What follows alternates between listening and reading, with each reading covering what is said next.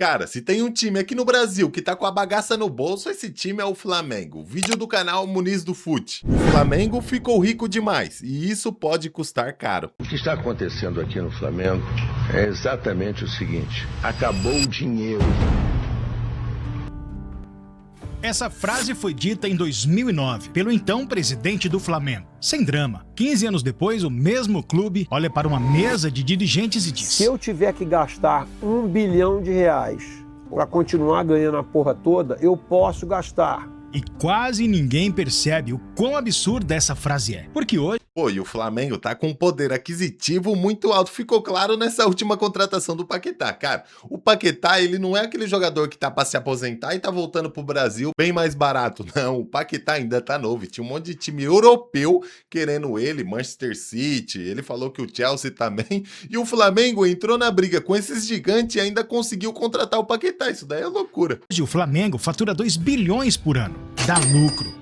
Mesmo assim, o presidente admite que cometeu um grande erro. Não foi gastar demais. O erro, segundo ele, foi deixar a dívida cair demais. E agora o clube quer se endividar de propósito para gastar R$1 bilhão.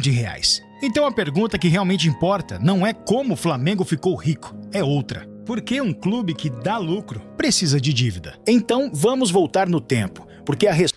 E o pior é que o Flamengo, desse jeito aí, entra dinheiro de tudo quanto é canto, cara. Pensa comigo, quando o time tá numa fase boa, a TV vai querer passar mais aquele time, o torcedor vai querer ir mais no estádio e todos os títulos dá muita grana, pô. Ele ganha a Copa do Brasil, aí ganha a Libertadores, vai pro Mundial e é só dinheiro que entra no bolso. A resposta dessa pergunta não está no presente, ela está no fundo do poço. O Flamengo não era pobre, mas durante anos foi algo pior que pequeno. Era visto como mal pagador. Em 2012, os números assustavam até gente acostumada com crise. 737 milhões de reais em dívidas. Quase 400 milhões de reais só em impostos não pagos. Se fosse uma empresa comum, não tinha debate. Entraria em recuperação judicial ou fecharia as portas. E isso não é força de expressão. Dirigentes da época admitiam: se fosse uma empresa, já tinha fechado. As receitas... Ô, louco, como que o Flamengo conseguiu sair de tanta dívida para o que tá hoje? O time com dinheiro no bolso e com dinheiro sobrando, cara.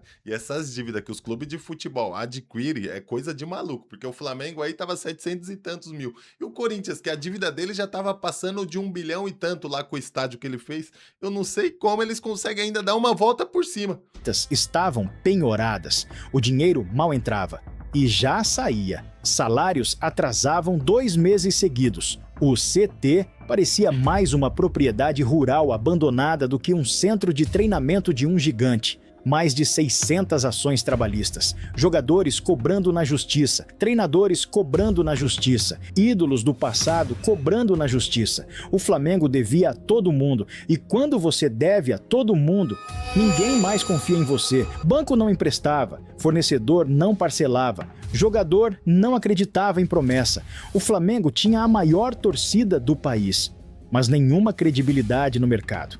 E no futebol moderno, sem credibilidade, você não negocia, você implora. Em 2012, no auge do caos rubro-negro, uma frase ecoou no futebol brasileiro. Foi dita por Alexandre Caliú, então presidente do Atlético Mineiro. Quando o Flamengo se reorganizar, acabou o futebol. Na época, soou como provocação. Mas hoje parece previsão, porque foi exatamente naquele ano que o Flamengo decidiu fazer algo que quase nenhum clube brasileiro aceita fazer. Porra, aquele cara ali foi visionário, tá? Ele já sabia do poder que ia vir nas mãos do Flamengo. Se ele se organizasse, as coisas iam começar a andar. E tem também um ponto, né? Que é a torcida do Flamengo, que é uma das maiores que tem. Então o Flamengo com ela, lotando estádio também, ia lucrar demais, cara. Parar de fingir que era rico. E isso custou caro. Em campo e fora dele. A virada não começou com craques, nem com títulos. Começou com executivos, gente de banco, de petróleo, de grandes empresas, que resolveu entrar na política do clube. Eles não prometeram títulos, prometeram algo que torcida odeia ouvir: arrumar as contas. Foram chamados de loucos, de inimigos do futebol. Enquanto rivais gastavam, o Flamengo cortava. O primeiro choque veio rápido. Wagner Love, um dos poucos destaques do time, foi devolvido ao CSKA. Não porque o Flamengo não queria, mas porque não podia pagar. A mensagem estava dada.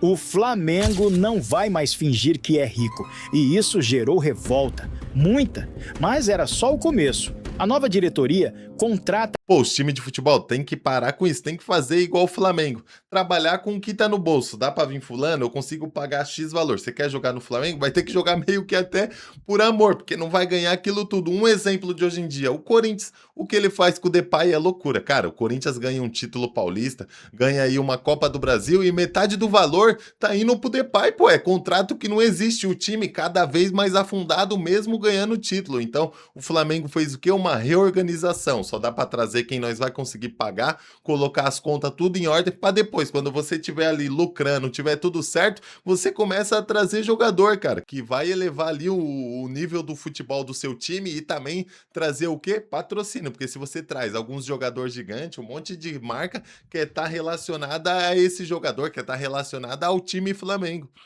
A Ernst Young para fazer uma auditoria. Nem o Flamengo sabia quanto devia de verdade. O resultado foi tão caótico que a própria auditoria afirmou: não dava para confiar nos balanços antigos. Havia funcionário recebendo sem trabalhar, garagens sendo alugadas por valores irrisórios, processos sem controle, custos invisíveis. Não era só falta de dinheiro, era amadorismo estrutural. O Flamengo não precisava só de dinheiro, precisava virar uma empresa. Enquanto o fogo também que acontece nesses clubes é que por trás lá dos bastidores de presidente que entra, tem muito cara que só tá roubando dinheiro, cara. Um exemplo vivo hoje em dia é o São Paulo. Pô, o presidente tava vendendo até camarote. É presidente, é pessoa que só quer mamar ali no clube, só quer roubar e não quer ver o clube bem. E isso vai fazendo o quê? Cada vez mais afundando o time. E daqui a pouco vai refletindo em campo essas ações que acontecem fora. Essa é a realidade. Muitos clubes brasileiros tentavam apostar em títulos para pagar dívidas depois. O Flamengo fez o oposto. Vamos pagar agora e competir depois. O preço foi alto, elencos baratos, jogadores desconhecidos, críticas diárias, risco real de rebaixamento. Em 2013, o Flamengo... Porra, que quando você vê aqueles memes, tá ligado? Nessa época que ninguém queria ser Flamengo, cara. O Flamengo ganha a Copa do Brasil, mas no Brasileirão quase cai. E mesmo assim, nada muda. Há uma frase simbólica daquele período. Um treinador sugere: contrata agora e depois a gente vê como paga. A resposta da diretoria: se contratar, temos que saber exatamente como pagar. No futebol brasileiro, isso soava como uma afronta, mas foi ali que tudo começou a mudar. Aqui entra uma virada silenciosa: a criação do Profut. O Profut permitiu parcelar dívidas fiscais em até 20 anos. Bandeira de Melo ia quase toda a Brasília negociar. Quase 300 milhões de reais parcelados. Tempo comprado. E no mundo financeiro, tempo é tudo. O Flamengo finalmente entendeu algo óbvio, mas ignorado por décadas. 40 milhões de torcedores não podem ser só número de arquibancada. Nasce o Nação Rubro-Negra. A arrecadação salta de 25 milhões de reais para o... Pô, isso daqui salva a receita do clube, tá? É muito time aí, cara, que agora tá investindo bastante nesses negócios de sócio-torcedor. Seja a torcida do Flamengo, pô, e o que adianta você falar que tem, um monte de torcedor do Flamengo e mesmo assim não tá vendo aquela renda. Então, com o sócio-torcedor, você já começa a ver um dinheiro que entra todo mês ali pra ajudar o clube. E o torcedor, cara, é apaixonado por futebol. Às vezes o cara não vai nem ficar indo no estádio, tá ligado? Toda hora pra pagar ingresso barato, mas ele quer ver o clube dele bem. Ainda mais o Flamengo, quando tava numa época que a situação tava difícil, pô, o torcedor deve ter pegado aí um plano de sócio só também para ajudar o clube. 83 milhões de reais em um ano. O torcedor deixa de ser só paixão, vira parte do modelo de negócio. E isso muda tudo. Em 2012... Aqui não tem como. O torcedor ajudou nessa virada de chave do time do Flamengo. 55% da receita vinha da TV. Dependência perigosa. Se o desempenho cai, a receita despenca. O Flamengo investe pesado em marketing e comercial. Patrocínios voltam, marcas retornam, confiança reaparece. Em 2015, a dependência de TV cai para 37%. Isso não é detalhe, é sinal de clube saudável. Enquanto organizava as contas, o Flamengo fortalecia a base. E a base virou mina de ouro. Vinícius Júnior, Lucas Paquetá. Vendas que renderam centenas de milhões. Dinheiro que entrava sem destruir o caixa. E então algo simbólico acontece. Pela primeira vez... Você vê como que é bom estar com a saúde do clube em dia? Porque se o Flamengo continuasse daquele jeito, todo desorganizado, devendo Deus e o mundo, ia vir Paquetá, Vinícius Júnior, essa venda ia sair cara do mesmo jeito, o valor ia ser o mesmo, não ia mudar, porque os caras jogavam muita bola e ia ter time querendo pagar caro. Só que o que ia acontecer? Esse dinheiro aí ia ser só para pagar dívida e ainda muitos juros que ia ter entrado desde aquela época, porque o Flamengo não conseguia pagar. Mas como ele saiu parcelando tudo e tava pagando tudo certo, esse dinheiro aí entra para outras coisas, moleque, para melhorar a coisa de CT, para melhorar a coisa do time ou até para trazer novos jogadores ali para a equipe. Em décadas, o faturamento supera a dívida. O Flamengo deixa de correr atrás do passado e começa a construir o futuro. Isso muda tudo, inclusive a reputação.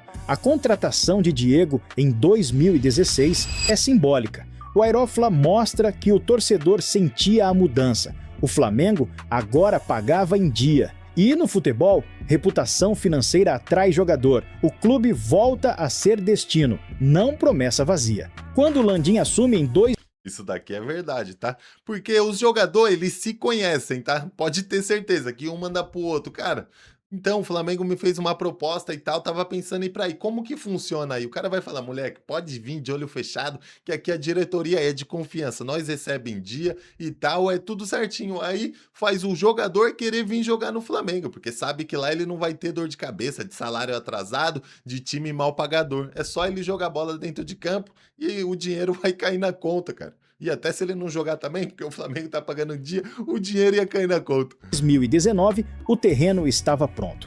E o Flamengo faz algo raro no Brasil, investe forte, mas com base financeira.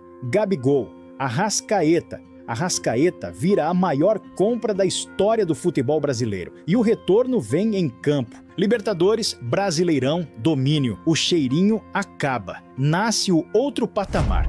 Talvez o E o pior é que o Arrascaeta, Bruno Henrique são um cara que ficou na história do Flamengo, né? Eu acho que os dois jogadores com mais título na história do Fla, cara. Ganharam junto 3 Libertadores. É um absurdo, é muita coisa, cara. Nesse período de tempo, o clube ter se tornado tão vitorioso. É o time hoje no Brasil que tem mais Libertadores. 4 antes disso aqui, o Flamengo só tinha uma Liberta. Ponto mais ignorado de todos. Não teve bilionário bancando, não teve dono colocando dinheiro. Foi geração própria de receita. Algo raríssimo no futebol brasileiro. O clube se torna o primeiro do Brasil a faturar mais de R$1 bilhão por ano. Depois, R$1,2 bilhão.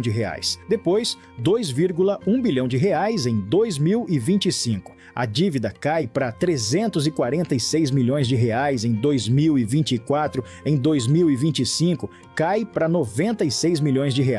Em 2026, o Flamengo inicia o ano gastando mais de R$300 milhões em um único mês. Paquetá vira a contratação mais cara da história da América do Sul, 42 milhões de euros. Se figurando entre as 5 contratações mais caras da história de gigantes europeus como Inter de Milão, Milan, Borussia e muitos outros. Para se ter ideia, Cara, absurdo o que aconteceu com o Flamengo. A virada de chave que eles conseguiram dar a partir também do sócio torcedor e da organização de pessoas competentes que entraram lá atrás e queria mudar o Flamengo de verdade. Hoje você pega o Flamengo aí com esse dinheiro que ele tá e o dinheiro que ele tem pra investir, moleque, se você quiser pôr eles pra jogar o futebol lá fora, quer jogar ele na Premier League, pode ter certeza, ele briga ali com os 6 melhores da Premier League, tá ligado? O Flamengo não fica depois de 7º não, é 7º lugar pra cima na PL. Se for jogar uma La Liga, por exemplo, ele briga ali pra 3ª, 4ª colocação junto com o Atlético de Madrid, que aí brigar com o Barcelona e Real Madrid é outra coisa, só que vocês estão entendendo?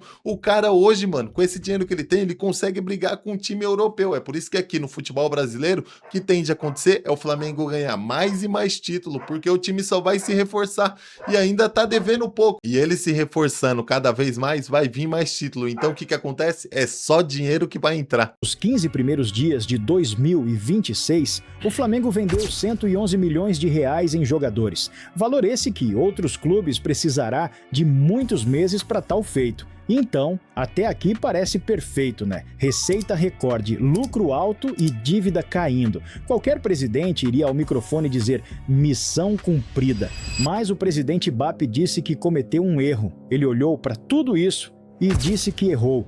O erro foi deixar a dívida cair demais. Isso muda tudo. Porque o que ele está dizendo, nas entrelinhas, é o seguinte: O Flamengo tinha espaço para gastar mais, tinha caixa e mesmo assim pisou no freio. Enquanto o clube estava saudável, forte e organizado, optou por não acelerar. E aí vem a parte mais pesada da fala dele. O endividamento é igual colesterol, tem o bom e tem o ruim. Se eu soubesse os resultados do final do ano, teria feito o dobro de contratações. Ou seja, não faltou dinheiro, faltou ousadia no momento certo. A tal dívida boa que ele cita não é descontrole, não é salário atrasado, é investimento. É se endividar para contratar melhor, para aumentar a chance de títulos. Mas aqui mora o novo perigo. O Flamengo... Caramba, não dá. O presidente tá maluco. Pô, o cara queria ter gastado mais. Olha o time que o Flamengo tá. Eles perderam o Gerson no meio do ano e contrataram o Saul e Jorginho. Pô, coisa de maluco. E o time ganhou tudo e ainda era pra eles ter gastado mais e ter feito um time mais forte. O Flamengo saiu da falência para virar referência. Saiu do descrédito para negociar como potência. Hoje, por exemplo, é sócio de banco. Mas a pergunta agora não é mais: de onde vem o dinheiro? É, até onde esse modelo aguenta ir sem repetir os erros do passado? Porque no futebol, chegar ao topo é difícil, mas permanecer é ainda mais.